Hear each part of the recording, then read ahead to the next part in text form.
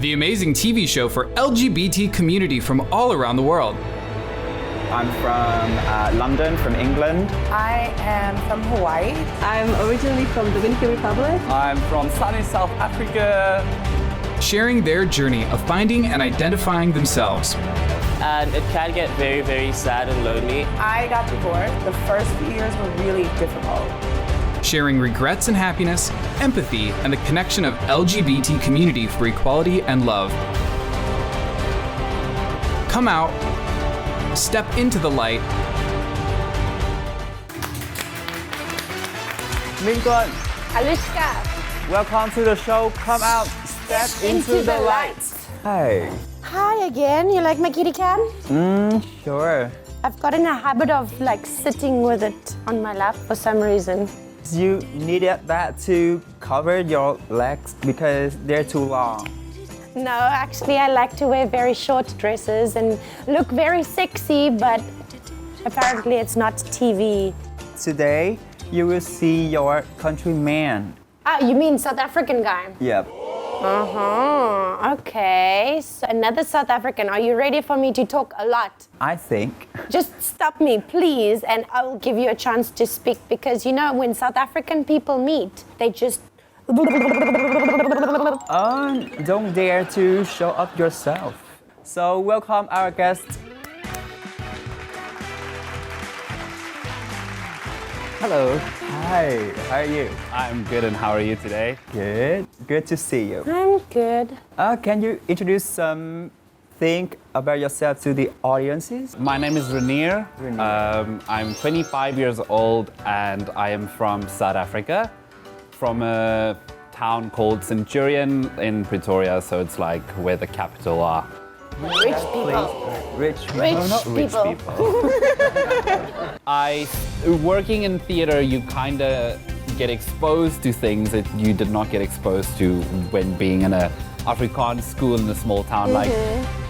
And one of the first things I saw when we were busy rehearsing is naked guys running across the stage, like doing quick changes in between scenes. And I was like, it was like looking at a menu. Like, I want to eat you. I want to eat you. Like to see stuff of the boy. The rich people live there? We just have a common idea that rich Yes. people come from that area. A little joke amongst people that like Centurion is where all the rich la-di-da people lives, but it's not actually. So, what do you do in Vietnam? I am currently an English teacher in Vietnam. teacher. I've been living and working here for a little bit over 2 years now. Have you learned any Vietnamese words? The basics like hello, thank you. I can ask for my check when I go to restaurant, and like always, the swear words. Such as? No, I cannot say it like live on TV. So why do you choose Vietnam to live? It's actually a funny story. Before I moved to Vietnam, I was teaching English in Bangkok, in Thailand. Oh, Thailand. One of my friends was working here in Vietnam, so she sent me some information about the company she's working for.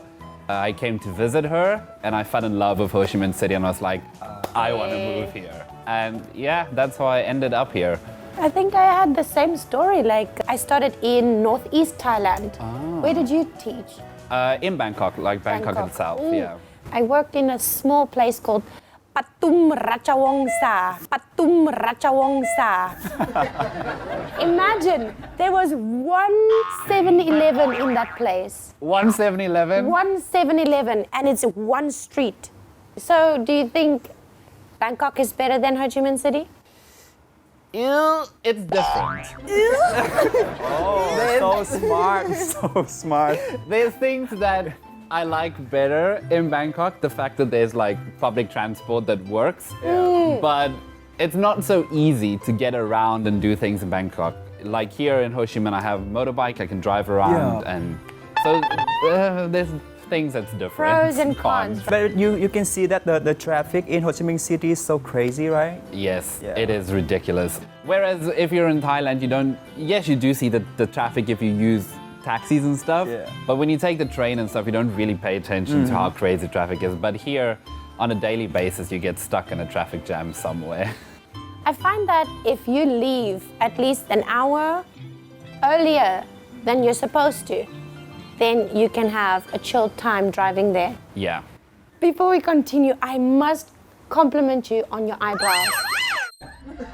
You have amazing eyebrows. Any woman would be jealous of your natural eyebrows. On Look at point. them. Thank you. I do get a lot of compliments about my eyebrows. Everyone is always like, oh, no, it's fake. Like, no, it's real. Wow. Didn't do anything to it. I can only look at his eyebrows when I look at his face. Alushka. Sorry. Let's Focus on the story, okay? What subject did you study in the university? And why you decide to become an English teacher? So I grew up in a very small town in the northern part of South Africa called Palabora. Ooh, I don't even know that place. Which is really close to the KHUNG National Park, like it borders to the KHUNG National Park. Palaborva. That one, I studied entertainment technology. Oh. Very fancy word. Entertainment IT. To be an No, entertainer. yeah, basically. Yeah. I studied theater and film for backstage. Wow. Yes, so like I'm a makeup artist, I'm a costume designer, I'm a stage manager. And part of that, we also had to study 2 on-stage subjects, which I did singing and dancing backstage. Can you sing a part of your favorite song? Yeah. Yes. That's right. Please. Gonna join me? If I know the song, I will. I have so many favorite songs. Who's your favorite Choose one. artist? Blackpink, but I can't sing in Korean. Like Kill This Love, right? Yeah. A lot of people say that I look like Lisa. You do have Lisa's face. What do you want me to sing? Beyonce. Yeah, Beyonce. Singing To the before- left. To What's the that left, song? to the left. Yeah, irreplaceable. To the left, to the left. Everything you own in a box to the left. In the closet. That's all That's I my stuff. Yes, if I bought it, please don't touch. Keep walking and that's my. Could you walk Something like that. Alushka, this is his stage. Okay, another one. Maybe a Shawn Mendes song. What do we Oh, do? Shawn Mendes. Mendes. Who's Do you that? like? I know I can treat you better. Yeah, that's him. So you two sing together. No. And 3, 2, 1. I know I can treat you better than he can, and any girl like you deserves a gentleman. Nice. Okay, back to your childhood. When did you realize that you were different from the other boys? That is such a difficult question, no. I mean, you kind of know it growing up, but you always like press it down and kind of ignore it.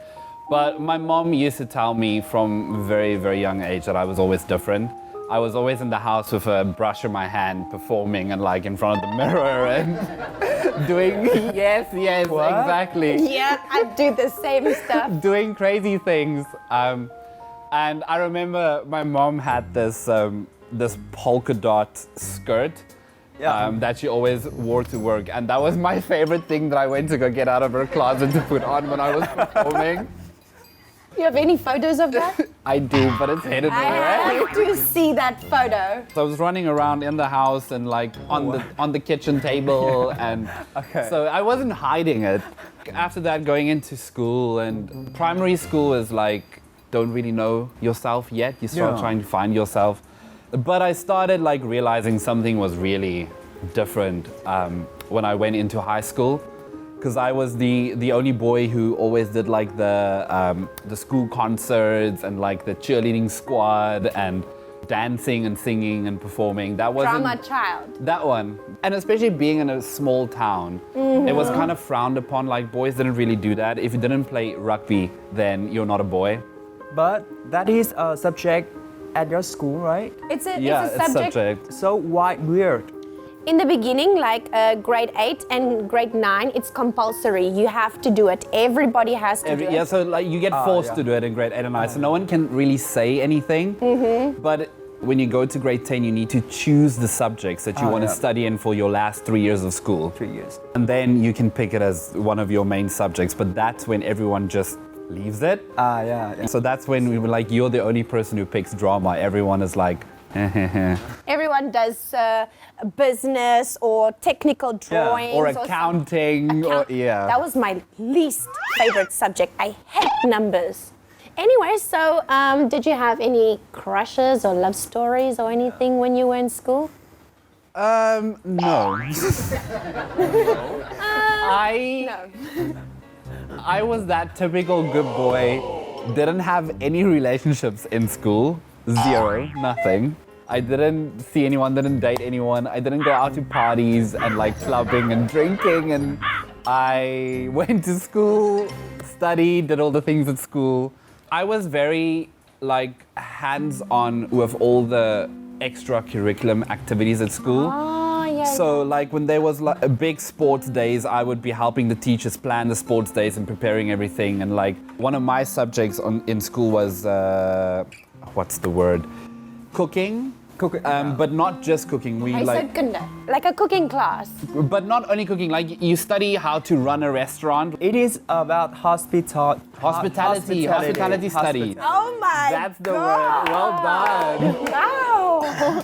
So that was one of my subjects. So when there was big sports days, we usually had to go in really early on those mornings to go like cook breakfast for all the schools, the teachers to come and have breakfast. From grade 10, 11, 12, you would have like a prefects. Like, so like you'll have like a class leader and then you'll have a grade leader. So you were a prefect? Yes, I was. Oh my God, I wished to be a prefect when I was in school, but I was too naughty. You were the one I was trying to find that was like doing naughty things. Only the cool kids were prefects. Prefects were elected by the other students and also by the teachers. So that means you were quite liked and popular in school. I think it was mostly the teachers, not the other students. My mom and dad got divorced when I was, I think, 6 years old, so when I was still very young. So since I can remember, it's always just been me and my mom in the house growing up. So she always did whatever she can to support me and provide for me, and yeah. So you didn't have a father figure? I did have a dad, but he wasn't as active in my life as I would want a dad to be. When I got to grade 9 in high school, it kind of got a little bit better, but then sadly he had a heart condition, so he passed away in grade 9. I think South African people have that in common. Somehow all our parents or somehow a dad is missing or a mom is missing or something like that. Yeah, it's a big thing in South Africa. And I feel that people in South Africa don't, like, if they're not happy anymore, they just get divorced. Like, so easy, it's right? so easy. Should stick to the saying, if it's broken, don't replace it, but try to fix it. Fix it, yes. Yeah. That's a good thing to keep in mind. So my mom is a very strong person, and she always worked really hard. She was in the army, so I was like an army child. Too strong, right? But not like war combat. She was a nurse.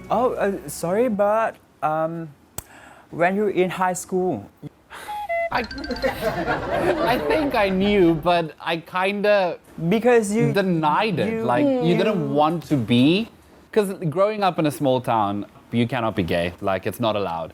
Knowing that, I kind of like pressed it down, and I think that is also a part why I didn't really like have relationships. So at that age, you have to pretend that you're straight. Yes. At the end of grade 12, my mom got the opportunity to go work overseas. I'm living alone, so I can, find myself. And working in theater, you kind of get exposed to things that you did not get exposed to when being in a Afrikaans school in a small town.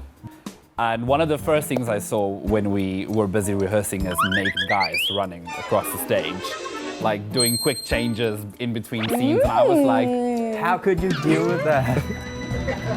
I like you. It was like looking at a menu. Like, I want to eat you. I want to eat you. I can see this. I can see, I like this. Like to see stuff of the boy. No, not that. You're making him shy. That's Luckily, I have makeup on, so you can't see that I'm blushing.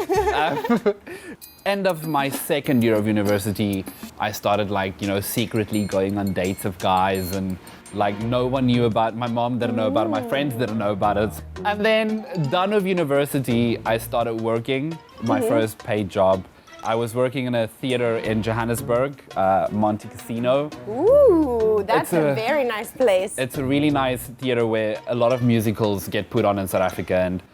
And the one day I came down the stairs and I bumped into this really beautiful, gorgeous specimen of a man. And I knew, I was like, you're gay. Like, there's no hiding it anymore. Like, the feelings that just came with, like, you know, that moment and locking eyes with someone and be like, hello. I love you. Love at first sight. It was something like that. It kind of felt like that. And then we started having like little coffee dates in between the shows and like breaks and stuff. And Just coffee? yeah, just coffee. You need to remember, like, I'm new to this. I've never been in relationships. I don't know how to date and, you know, like, so I started with coffee. Innocent. Yes. Innocent. He's an innocent boy. Yes. You can get innocent South African people. Do not use me as an example, okay? He was this beautiful dancer, like the body of a Greek god, and I was like, what do you see in, you know, like, what do you see in this? Because at that stage, I was a bit overweight. I was dating, we started dating, me and this guy. We were dating for like about 3 months, and then he broke up. So, But you guys do things together before broke up? yeah, we did. We kissed, and obviously we did some things like, you know, because experimenting, first time being with a guy. So that is your very first time, right? First boyfriend. First everything. Not everything. I kissed. The one thing, we didn't do it. And that's holding hands. Yes, You didn't hold we hands. did not hold hands. I was like, no, we're not doing this. Because my mom was working overseas, we have a really close relationship. We talk to each other like every day, sometimes like this. So my mom called me the day after we broke up, and she could hear something in my voice that something was wrong. But I just, no, I'm fine, I'm just busy at work, all good, all good. And then the one night I was at work, we were preparing for our show to start. This was like an hour before we should, like, show starts. And I was just sad. Like, I was angry, I was sad. Not because I broke up with my boyfriend, but because I was lying to my mom. Yeah. That I couldn't tell my mom the truth. And one of the actors who was acting the show, TUоқI, I don't know if you know him. TUоқI. Yes. He's quite famous. Yes, he's a very big actor in South Africa. And we sat down and we spoke, and he like said, you know, your mom probably knows already, just tell her, she doesn't care. So 40 minutes before showtime, I call my mom and I'm crying, and she's like, what is wrong? I'm like, Mom, I need to tell you something. And she's like, what happened? She thought I was in an accident or something. I'm like, Mom, I'm gay. And there was like the silence for a couple of seconds, and she's like, oh, I thought it's something worse. So, and then she's like, she kind of knew it, and I was like, Ryan? Woman, why did you take me go through all of this if you knew? Like, why didn't you just say something? Yeah, like, why didn't you just tell me you know that I'm gay? Yeah, like, you're gay, accept it, it's done now. The next morning, she called me, and I could hear she was rattled, because I was waiting for this to happen, and she was like, I couldn't sleep, and like, I feel that I did something wrong, and I was like, Mom, no, you didn't do anything wrong. It's nothing that you did. Like, you were the best mom ever. Like, you always did everything you can to support me and to help me, and so this is not on you. It's just me.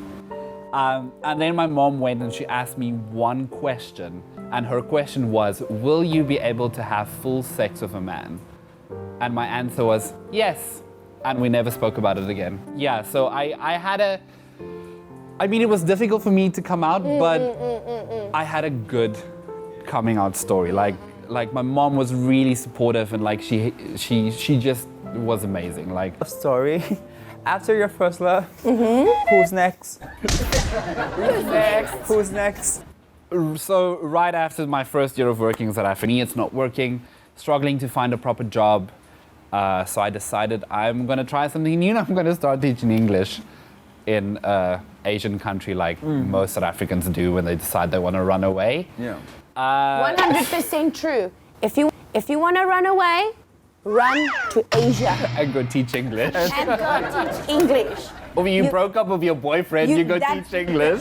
Break up with your boyfriend, go teach English. If you're not happy, go to Asia, teach English. Hey, why? Literally, you find yourself. When you go away from South Africa, it's like you have this new adventure of yeah. you're going to have a new purpose. Yeah. So if I get upset with my life here, I moved to Africa to teach Vietnamese and I open up my bright future there. Yes, you can move to South Africa and you go, maybe you can open a real Vietnamese restaurant. Because people in South Africa don't know nothing about Vietnamese food. Something we don't have is anything to do with technology fixing. Like if you have a broken phone or a broken laptop or broken anything. IT sucks in South Yeah, Africa. IT sucks in South Africa. It's extremely expensive for the labor or from Asia. Yeah, And, so you wait so long for something to get fixed. Like if your phone screen gets broken, you have to wait like a month and a half for them to fix your phone. Not like here, you just quickly go onto the street in District 1 and like get your phone fixed. that, or you could, there's many things you can do in South Africa. Really There's a many. lot. So yeah, if you want to find yourself, run away to South Africa, just make sure you have a gun with you. You're gonna need it. Okay. And then I moved to Vietnam. I met a guy here. I was in a relationship with him for about 7 months. I Vietnamese think. guy? Vietnamese guy, yes. Flag. But then we just kind of decided that we're not good for each other. It wasn't like the beginning was really sweet and really lovely and it was really nice and we just decided we're better off as friends. So I decided I'm gonna take this time and I'm gonna focus on me. Like I want to be happy with myself. So it's been a year and 8 months now. I like it. I like being single and having time for myself and, you know, focusing on me. But obviously there's this little piece of me that's like, I need to find a relationship. Like, Yeah, I had the same thing. It's just like I want to focus on myself and improve my skills. and at this stage I feel like being in a relationship, it's like, now I need to go on a date. Now we need to do this and I need to brush my teeth and do my hair. Like I can't So just... lazy, right? Alushka, please. Tuan, I just wanted to ask you one question. Okay. A question for him. Compare the LGBT community in Vietnam and another country that you experience. Is that the question you wanted to ask? No, but let's continue. Okay, I'm not very active in the LGBT community and things. So I lived in Thailand for Bangkok for 6 months, so I can compare Ho Chi Minh, Vietnam with Thailand. Obviously in Bangkok, it's everywhere, and people don't try to hide it, or it's in your face. It's there. Being in District 1, central Ho Chi Minh City, I feel that it's a little bit more accepted. People are a little bit more open about being gay or being part of the LGBT community. Yeah. Whereas I feel if you go to some of the outer districts or to the smaller towns, it's still frowned upon. They're not out about it. They don't do anything. But Vietnam is still developing, and I can see it. I can feel that Ho Chi Minh is also developing and being more accepting towards the LGBT community. So, do you have any future plan? At this stage, I'm sticking in Vietnam. I mean, I love my life here, and I have a lifestyle here that I won't be able to have it back in South Africa. And I mean, if the right guy comes along, you never. Oh yeah. Who knows? If he drives a Porsche, even better. Your mom ever come here and... Yes, she has been here 3 times already. She loves Vietnam. She loves it, and she was just here a couple of months ago, and we went to Phu Quoc for the first time, and so yeah, she loves it. So do you have any message for LGBT community? be happy with who you are, be you, and they will come around and they will accept it. It's the end of our show, and thank you so much for coming. I had so much fun talking to you, as per usual with any South African. Thank you for having me. It was so nice being here, and I wish we had more time. We're so glad to have you today, and thanks for coming and sharing your stories. Thank you. So you can check out our TV show on the YouTube channel MCVMedia and Come Out LGBT at 8 a.m. every Saturday. So don't forget to like and subscribe our channel for more awesome videos. Now, thank you and see you later.